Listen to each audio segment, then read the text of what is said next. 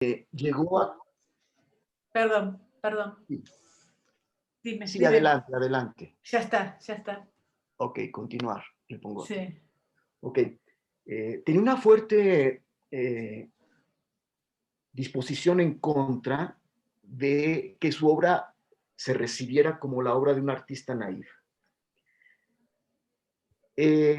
La pintura naif tenía en Francia un, un ascendente en el cartero Rousseau.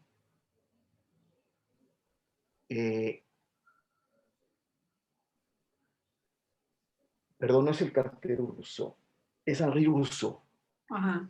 El gran pintor llamado naif que influyó tanto en los jóvenes, De esa época. sí, los primeros jóvenes vanguardistas del siglo XX, específicamente en Picasso. Uh-huh. Diego Rivera apreciaba muchísimo a Rousseau y Frida Kahlo conoció la obra de Rousseau y le parecía fantástica, pero ella se desmarcaba de la pintura naif. La recepción de su obra, desde luego, en París, desde luego, que por algunos fue considerada naif, Uh-huh. por otros fue considerada folclórica, por otros más fue considerada una pintora terriblista por las escenas de violencia que hay en algunos de sus cuadros. Y esa cuestión de la terribilidad de Frida se relacionó en la prensa con esta, digamos, ahora sí que leyenda eh, de los sacrificios humanos, el terrible derramamiento de sangre durante la Revolución Mexicana, la idea de que el pueblo mexicano era un pueblo violento y que le gustaba el derramamiento de sangre. Uh-huh. Eh, Ahora, pensando en lo que hoy es naif y consideramos como naif, y viviendo como yo vivo hace 20 años en México, me parece que lo naif no tiene ningún sentido en México, digamos, ¿no? no, Más allá de coincidir o no con Frida, ¿no? sí, no, en verdad que en México hubo, no sé hasta la fecha si lo hay, pero sí hubo una corriente que se llamó naive en la pintura mexicana, que era una corriente un tanto artesanal. No te puedo decir en este momento los nombres de los artistas, no los recuerdo, pero sí, incluso hay algún libro por ahí que recopila obra de pintores naif mexicanos, pero Frida Kahlo no tiene que ver con eso.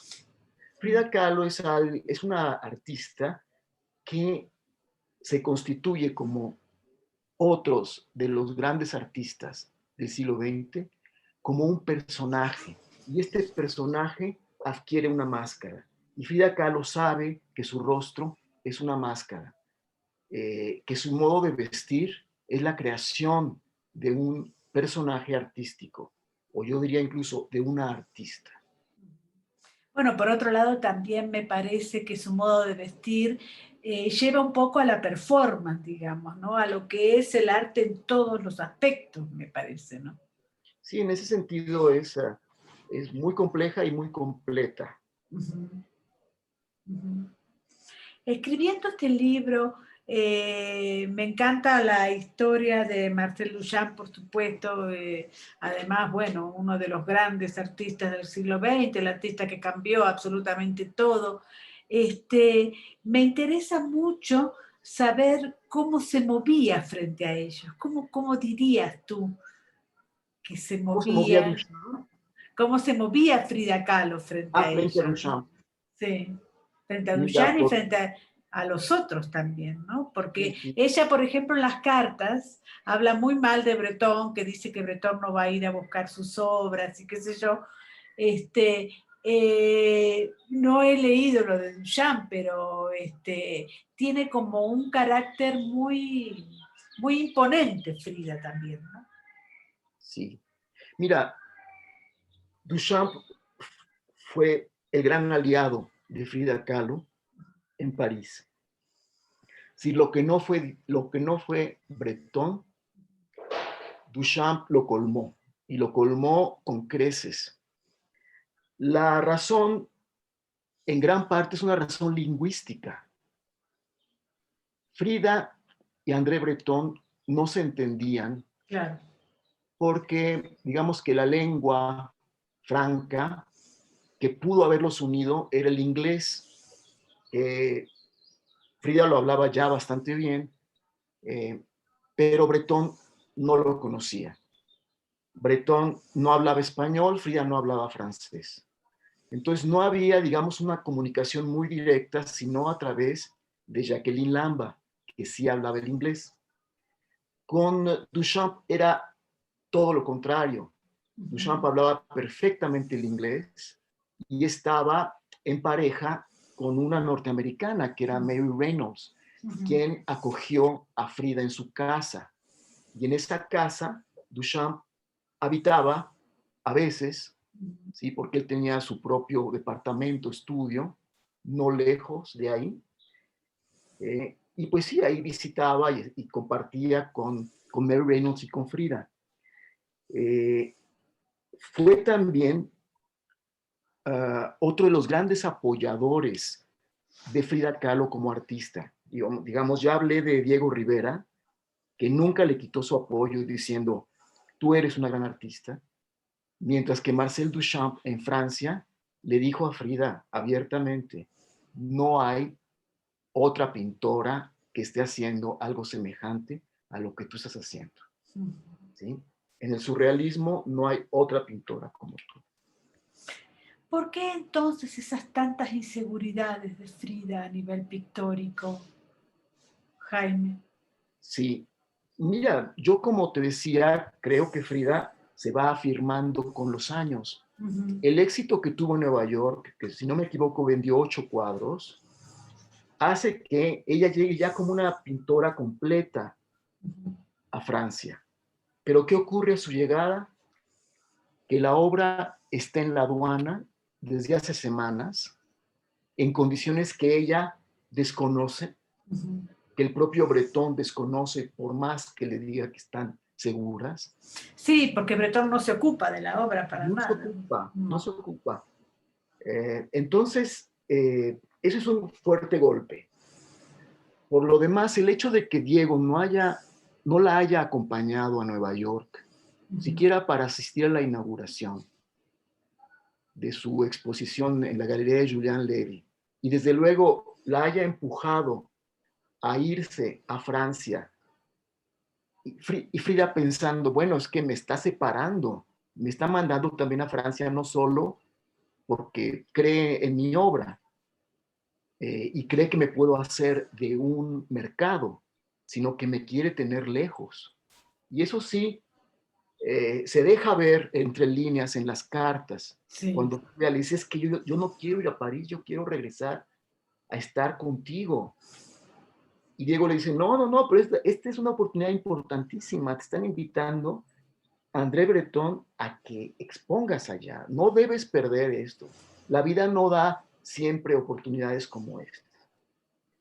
Entonces, Frida llega en una suerte de momento inestable en su vida, donde está dejando atrás no solo a Diego, sino eh, dos relaciones más fuertes que tenía en Nueva York con un ex diplomático francés de nombre Pierre Delanoux, con quien llevaba ya una relación de aproximadamente 6 o 7 años, y con su amante, el más importante amante que tuvo Frida, que fue Nicholas Murray, el fotógrafo, con quien finalmente va a romper también a su regreso. Y en París, bueno, Frida era una mujer muy seductora, que atraía, eh, por ejemplo, cuando yo indagué en sus cartas, atraía muchísimas pasiones, atraía cartas de personas que la habían conocido recién y que se le declaraban. y Frida no les respondía. Y no hablo de una o dos cartas, muchas cartas de este tipo encontré en el archivo. Entonces, al llegar a París, pues causa un poco revuelo, tanto en el mundo de las damas. Y Frida estaba acostumbrada a eso, a a atraer miradas, a seducir y también a escoger amantes. Entonces, tal variedad de amantes en el curso de 3 o 4 meses entre Nueva York y París, pues implican una inestabilidad afectiva muy fuerte, de la cual pues no se sale Indemne, claro. indemne. ¿Sí? Claro, claro, tú lo marcas muy bien en el libro. Por otro lado, ¿qué sentido, qué motivación tiene escribir algo más sobre Frida, digamos, ¿no? O tú dirías que hay muchos libros por escribir acerca de ella. Bueno, es que esta pregunta yo me la hice desde el primer día. Ajá. O sea, ¿qué caso tiene un libro más sobre Frida? Te puedo decir que en primer lugar, este momento específico de su estancia en París había sido poco estudiado y encontré mucha documentación inédita en el archivo. Entonces, sí había material, digamos, para reconstruir el viaje. Pero la pregunta siempre estaba en el fondo. ¿Un libro más sobre Frida Kahlo? Yo te puedo decir que a lo largo de mi investigación, probablemente encontré o tuve noticia de más de 50 obras publicadas tanto en México como en Estados Unidos como en Francia. Muchas de estas obras son repetitivas.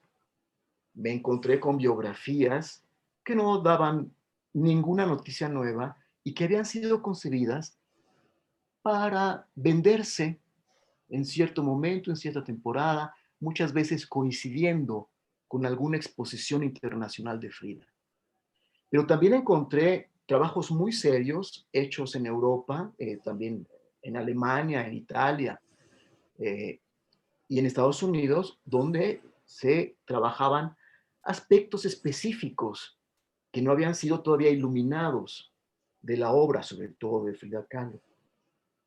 Entonces yo dije, bueno, si voy a escribir sobre Frida, tengo que descubrir algo en su obra, eh, en su viaje, que no haya sido reseñado para no hacer un libro repetitivo. Claro. Entonces, me concentré mucho en la relación de Frida con André Breton. Ahora, Sí. también es cierto que hay como cierta tendencia también en los libros a pintar a Frida, a relatar de Frida una sola manera, digamos, ¿no? Como esta manera de ponerla como leyenda folclórica, como algo que además, por otro lado, cada vez más es como el gran símbolo de México, digamos, ¿no? Bueno, En este sentido, me parece que Frida en París está por fuera de esa caracterología. ¿Lo pensaste o fue así como la ves? ¿Cómo es el tema de Frida para ti? mira, yo quise aproximarme a ella, digamos, en la intimidad de una conversación entre amigos, como si yo fuera amigo de Frida Kahlo y me enterara, como me enteré por sus cartas, de cuestiones muy íntimas. Eh, Ese aspecto me parece que es novedoso, porque muchas veces en otros libros biográficos o iconográficos se recurre a los mismos lugares comunes, a la información que ya está muy masticada y digerida, pero no se toca a la persona, no se toca a la mujer. Y aquí, afortunadamente, tengo cartas inéditas dirigidas a Diego Rivera. Conocíamos ya las cartas que mandó Frida desde París a Nicholas Murray, su amante. Y muchos temas de esas cartas se repiten en las de Frida, pero con un espíritu de compartimiento amoroso que no se compara a las de Nicholas Murray. O sea, Frida ama profundamente a Diego Rivera y tiene un nivel de comunicación que no tiene con nadie más en el mundo. Qué maravilla eso, ¿no? Sí. Sí. Y bueno, preguntándome acerca de este odio de Frida por Bretón, me doy cuenta de que, y esto está en la última parte del libro, de que Bretón sí afectó a Frida Kahlo de otro modo, a través de una novela que era ya en esa época reconocida como la obra maestra de Bretón. ¿Mi nada y yo? Nadja. Nadja. Nadja, sí. Que es un libro, no es propiamente una novela. Sí, Bretón, te iba a decir. Sí, dime. ¿Cómo? No, que no escribía novelas de Tom. Sí, no escribía novelas. Y es más, el único reparo que le puso Bretón a Diego Rivera fue que lo confundiera con un novelista. Pero entonces Frida, a quien Bretón relaciona con esa extraña amante al borde de la locura que él tuvo, que se llamó Nadja, la relaciona con Frida. Y esa relación a Frida le resultó muy enigmática y la llevó a leer, a hacer el esfuerzo de leer el libro Nadja y a preguntarse, como se pregunta Bretón desde la primera página, ¿quién soy yo? Y esa suerte de espejo cóncavo convexo entre Nadja y Frida la lleva a desarrollar su personaje de mujer hacia una búsqueda espiritual de quién es ella. Esta búsqueda a partir del nombre Nadja la lleva al sánscrito Satya y a la traducción de Satya como karma. Y a identificar esa palabra karma, digamos, Frida tenía una inclinación muy esotérica, a llevar la palabra karma a una búsqueda de su propio nombre como Frida del Carmen. Y la lleva a establecer un número en su diario, que es el 379, donde a través de la numerología encuentra que ese número recoge el simbolismo de su relación con Nadja, su conversión en Satya, su traducción en karma, su identificación con Carmen, ¿sí? Con el yin yang, y eso está en una página de su diario en donde Frida imita la portada de Nadja, el libro de Bretón. Es decir, que fue más bien una cosa más bien esotérica, porque Bretón también tenía algo de esotérico, digamos, Sí, terrible con el tema surrealista, por otro lado. Yo pensé que había habido cierto menosprecio por parte de Bretón y parece ser que ha sido esto que tú hablas, ¿verdad?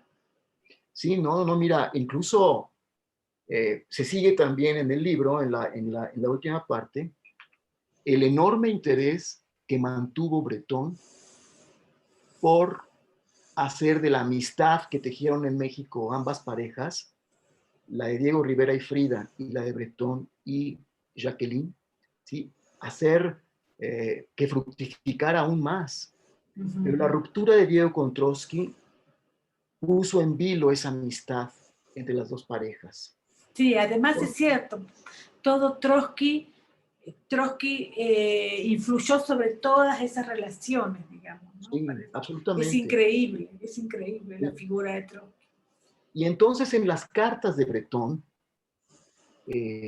ya después de que Frida ha regresado y llega a México Benjamin Peret con Remedios Varo, su mujer, Peret era el segundo de a bordo del grupo surrealista en ese momento, Breton le pregunta constantemente en sus cartas enviadas de Nueva York a México, ¿cómo está Frida? ¿Me puedes dar noticias de Frida? Breton siempre tenía una especial debilidad por esta mujer que ella sí lo había menospreciado y lo había puesto aparte, pero él le tuvo cariño hasta el momento de que ese cariño se fue desintegrando. Y se fue desintegrando en buena parte porque Diego y Frida se sumaron de nueva cuenta, abandonando ese espíritu un tanto anarquista del trotskismo, se sumaron de nuevo a las filas del estalinismo internacional. Y ahí fue... Bueno, no sé si a las filas del estalinismo internacional, Jaime, no lo sé. Me parece, bueno, al comunismo. Sí, pero... No sé si al estalinismo, en ese momento no se veía el estalinismo como lo vemos ahora, me parece. No, pero me refiero... uno de los últimos cuadros de Frida Kahlo es un homenaje a José Stalin, es un retrato de José Stalin. ¿Sí? O sea, sí hubo, y te digo, en las cartas, Peret le dice a Breton, no me lo vas a creer, le dice, Diego Rivera se ha vuelto un amigo íntimo de David Alfaro Siqueiros. ¿Sí? Que era anti-Trotsky totalmente. Sí, pues que fue quien organizó el atentado contra Trotsky. Sí, y la muerte. Bueno, no sé si intervino. Bueno, claro, no es... En la muerte, no. Pero bueno, es... Así es. Bueno, la última pregunta es que tú, además de Frida Kahlo, has escrito sobre Diego Rivera, sobre Tamayo, sobre Francisco Toledo. ¿Qué te da la pintura mexicana y cómo está hoy la pintura mexicana? Bueno, acabamos de perder hace 2 años a Toledo. Hemos perdido en la pandemia a Felgueres. Recientemente ha muerto también. Bueno, Rivera hace un buen tiempo, ¿no? Rivera muere en el 56. No. Acaba de... Sí, no, acaba de morir. No. Vicente Rojo. Sí. Vicente Rojo acaba de morir. Entonces, sí, es un momento donde una generación se ha ido, se está yendo. Todavía de esa generación hay pintores importantes vivos. Ahora, ¿qué viene después de ellos? Pues hay pintores muy poderosos, algunos vivos. Yo pienso en los hermanos Castro Leñero, otros ya también muertos, como Julio Galán. Pero te quería comentar algo que creo que es importante y que es algo testimonial.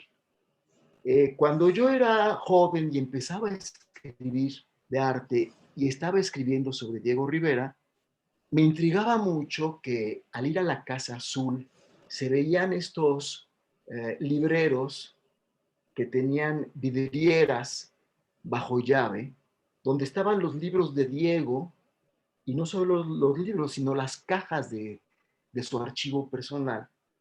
Y yo veía obras ahí que decía, caramba, tengo que consultar tal libro, tengo que consultar tal otro, ¿no? Me gustaría abrir esa caja donde dice archivo de exposiciones.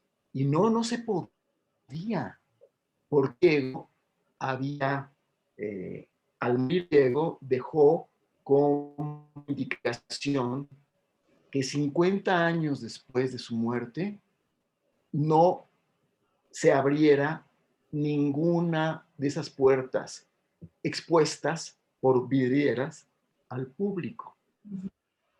Y fue hasta el 2000, 2006-2007, que se pudo empezar a acceder cuando Diego cumple ya 50 años de muerto, a una cantidad de información, no solo en archivos y libros, en fotografías, en manuscritos, ropa que hay en la Casa Azul.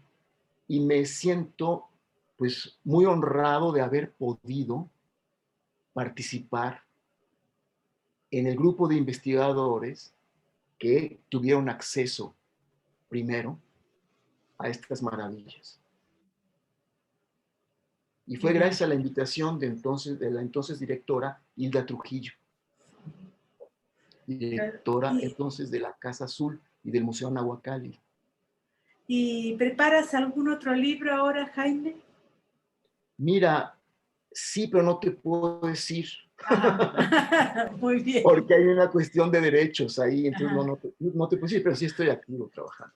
Perfecto. Un abrazo enorme, gracias. A ti, Mónica, gusto, hasta luego.